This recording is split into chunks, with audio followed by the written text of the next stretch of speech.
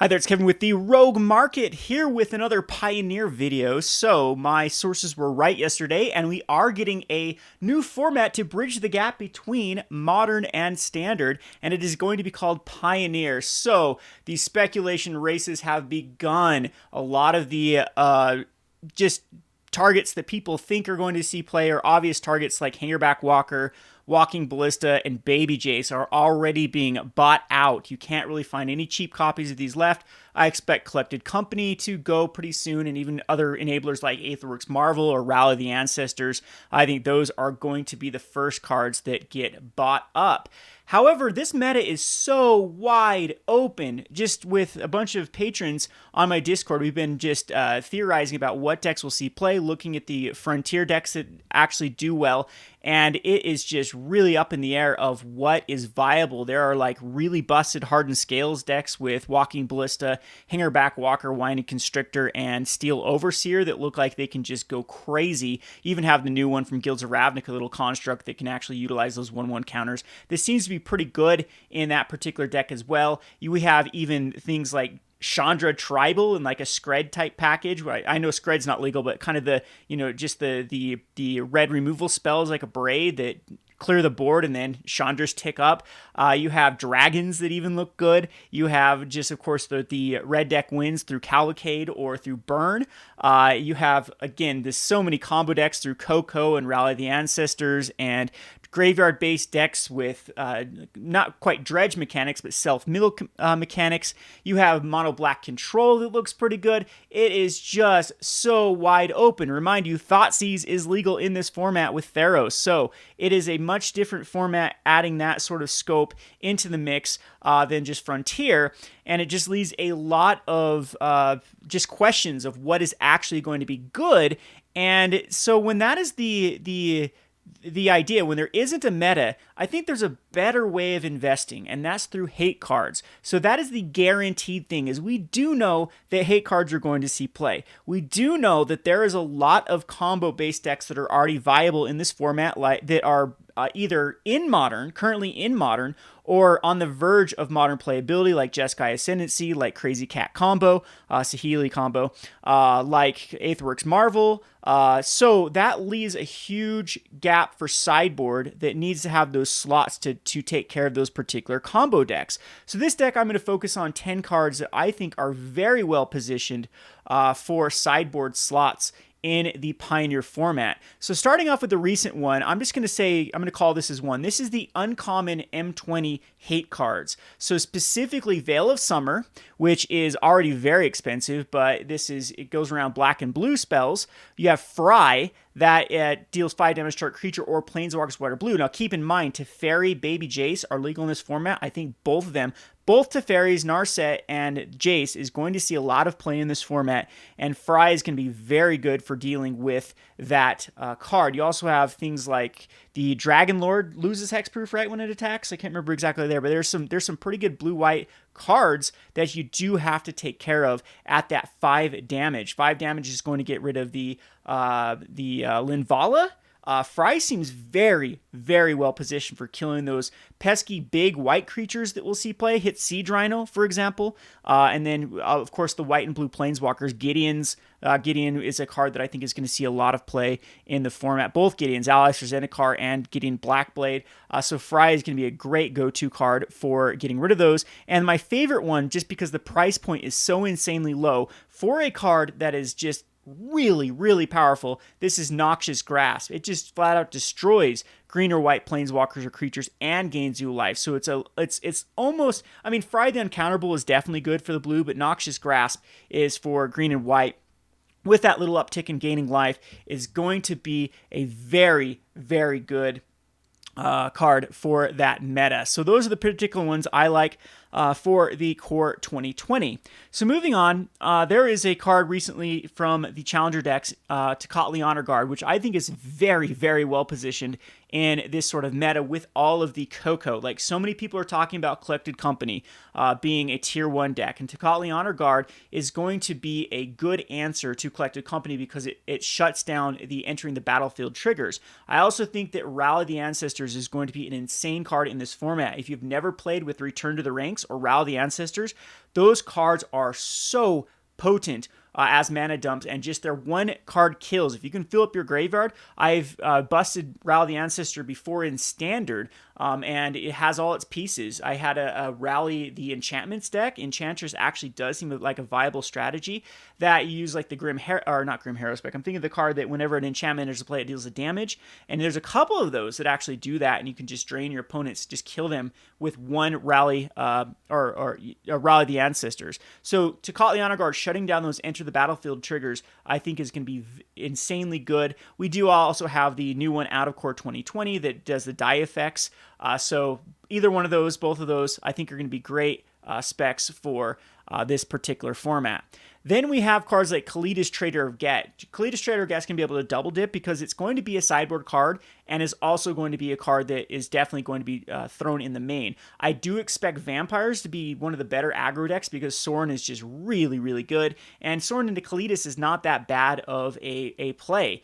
You have a Planeswalker that now is protected by a 3/4. If any creature dies, then you get a zombie token out of it. So that's a nice little shell in the Vampires. And the mono black controls, of course, are going to love Kalidas. It takes care of that graveyard. Remember, I think there's going to be a lot of dredge-based decks, or at least self-mill-based decks, and Ral the Ancestor decks. So taking care of that graveyard is going to be very, very important. We'd have cards like Ashiok in the format, but I think Kalidas is just in that perfect slot of giving you a threat and an answer to like the combo or graveyard-based problems. So Kalidas, I do expect to rise very quickly. It does look like there's a little tick there already from Kalidas, and this is a definite pickup.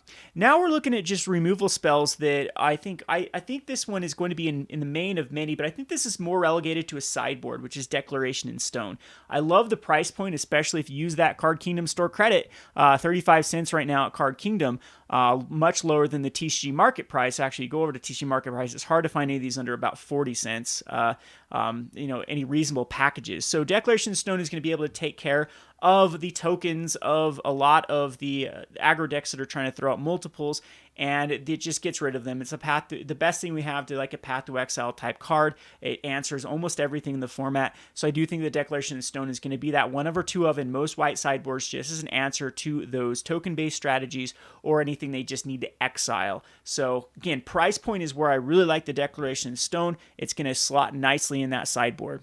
Then we get on to the juicy, juicy stuff, Wear Tear. So Wear Tear, I think, is just going to go crazy because it also sees play in Modern, hasn't had a reprint from Dragon's Maze. What is this, the most expensive card out of Dragon's Maze now, I think, or like top 3? This card is going to be very, very pivotal for the format because it's a versatile removal spell for both artifacts and enchantments. I already talked about Hardened Scales is going to be a archetype, but Jeskai Ascendancy is going to be another problem combo. It's very, very good if you actually look at the Frontier decks that run Jeskai Ascendancy with the card, the Sylvan Reclamation, I think is what it's called, Sylvan something out of Dominaria, where it just turns your land into a creature, or you can even go other routes to turn a land into a creature. I think there's one from Return to Ravnica that does it even for, or Gatecrash? Gatecrash Return to Ravnica, I think that even does it for cheaper. So Jeskai Ascendancies will have everything they need to have that, turn 4 win very consistently, and Wear Tear is going to be your saving grace for destroying enchantments. There are probably going to be a number of enchantments that might see play of the exiling type variants. So we're talking about the Banishing Light type cards. We've seen a lot of those recently, like the Stasis Snares, those type of stuff. So destroying enchantment on those are pretty good. And there is a lot of menacing artifacts like Aetherix Marvel that the Wear is going to be very relevant for. So this is just another card that I think slots in every red-white deck and will be a very, very good hate card going forward in the Pioneer format. Now we get on some very juicy stuff. The M14 is legal.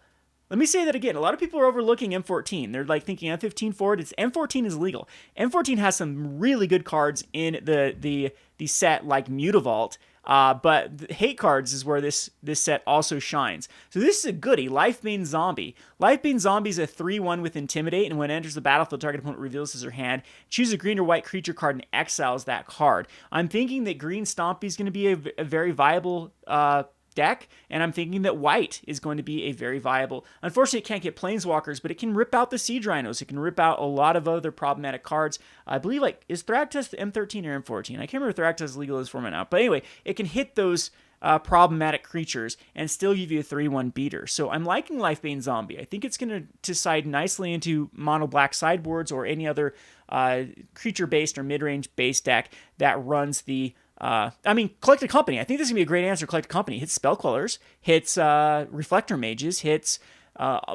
basically every card, or the majority of cards out of Collected Company. Lifebane Zombies can be able to rip one of them out, at least from their hand. I know that Coco then gets them, but it does slow them down. And actually, it's a pretty good card if you are running Collected Company as an option to throw in, if you are running black for like an Abzan Company list. So loving the Lifebane Zombie here as a potential card to really, really go up. The market price is very low for this card. Now we're getting on to the very juicy stuff, the hate cards. The first one being Rest in Peace. Really like the Rest in Peace price point right now, just for Modern in general. The main reason this card is getting killed is because they printed so many Gideon spellbooks. Gideon spellbooks are just... They overprinted Gideon spellbooks, and Rest in Peace is just a very, very good card that was included in the Gideon spellbooks, but it still was not enough to keep the price point, and the price point crashed. And I think this one will recover quite nicely because it is going to be a powerhouse in Pioneer, and it is still a powerhouse in Modern. So it gets to double dip in that aspect. It sees a lot of play in Commander, and there will be graveyard-based strategies, whether it be Rally the Ancestors, whether it be like the Prized Amalgam-based decks, whether it be there are even cards from like Scrap Heap Scrounger, cards that come back from the graveyard. There are a lot of die-based effects. Like look currently in Standard, there is Rakdos Aristocrats-based deck that works off dying. There is Zulaport Cutthroat that is enters. No, that dies, right? That's a die effect. It shuts those type of cards down. So Rest in Peace is going to be a pivotal card for shutting down the die effects and shutting down also the graveyard effects. On to another graveyard hate card, of course, Leyland of the Void. This is another card I like the price point, Core 2020. Market price, of course, is where you want to get it at, about $6. I like Core Set 2020 a lot right now. I think that it's going to be one of the better sets in Pioneer because of just how many uncommons are viable and how many like cards that are going to be pivotal for the meta in the form of the hate cards like Leyland of the Void and Leyland of the Sanctity, but also cards like Sorin and even Omnath. I think Elementals is pretty well positioned in the Pioneer format.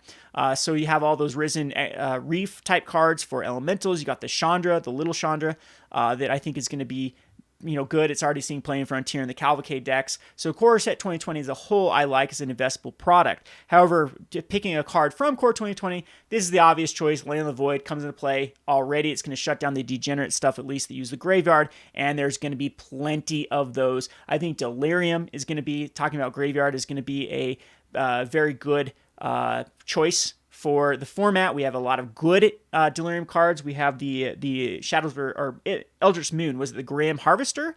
That I think is going to be very good for rock-based effects. There's no Tarmogoyf, so that's probably your next best little beater, is going to be the Grim Harvester. I think that's what it's called, right? Just the 2/2 that gets bigger with Delirium? Anyway, that's Leyland of the Void is going to answer those type of decks. Another card that specifically hits the graveyard plus is a great board wipe. It's one of the better board wipes right now is Anger of the Gods. It just deals 3 damage to each creature, and if a creature would die, or dealt damage to it would die this turn, he gets exiled. Takes care of all the Prized Amalgams, takes care of the Scrap Heap Scroungers, takes care of a lot of the other cards that can recur, and like I stated before, there's going to be those Rally Ancestors decks. People are, if they're kidding themselves, so that is not going to be one of the most powerful cards in the format. So Anger of the Gods gets rid of them for good, and it's great versus any other aggro-based strategy. It's the best in its slot right now that I could find, and the price point's pretty reasonable. It does see Modern play too, so you have that double dipping. And then last but not least, the best spec of the best spec, in my opinion right now for hate cards, is Skooz. Skooz is going to be a card that's going to go in the Hardened Scales decks probably, just because of adding that +1 counter if they go that route, and is going to go into like Coco decks is a decent, probably in the main, probably some in the sideboard. It's just a very powerful card, very powerful even right now in Modern, and it's going to be one of the most powerful cards in this Pioneer.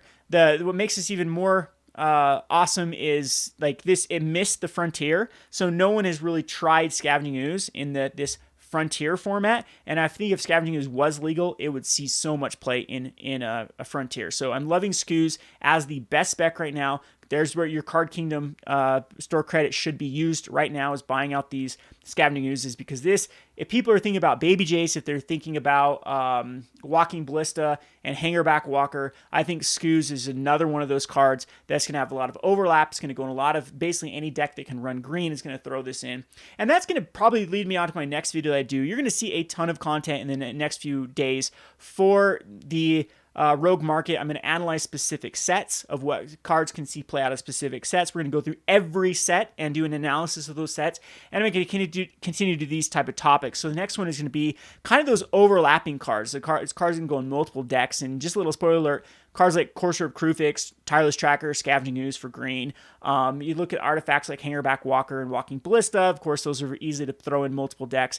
And there will be plenty of other things like Thoughtseize and other cards from the other colors that I think are going to go in the majority of most decks that are just running those colors. So if you enjoyed this list of top 10 hate cards that I think are poised to see play in the Pioneer format, if you can tell from my enthusiasm, I'm incredibly excited about this format. I haven't been this hyped about Magic in a long time. If you've watched my Rogue Deck Builder channel, I mean, I haven't done brews in forever because we've had some bad standards in the past couple of years, and we've had, in my opinion, a terrible modern format in the past couple of years. So this will be a fresh new format that I can really get behind. So we'll be announcing the other thing for my patrons. We're going to do a private patron tournament for an Ultimate Masters box topper that I'll be giving away to the winner. So that's a little more incentive to come check out my patron. Like, anyone that is a patron is eligible for this. So, you can get in pretty low for the Patreon tiers for that. So I appreciate all the support, and we'll see you next video for the kind of versatile cards that I think are going to go in multiple decks that run the colors. This has been Kevin with the Rogue Market. Thanks for watching.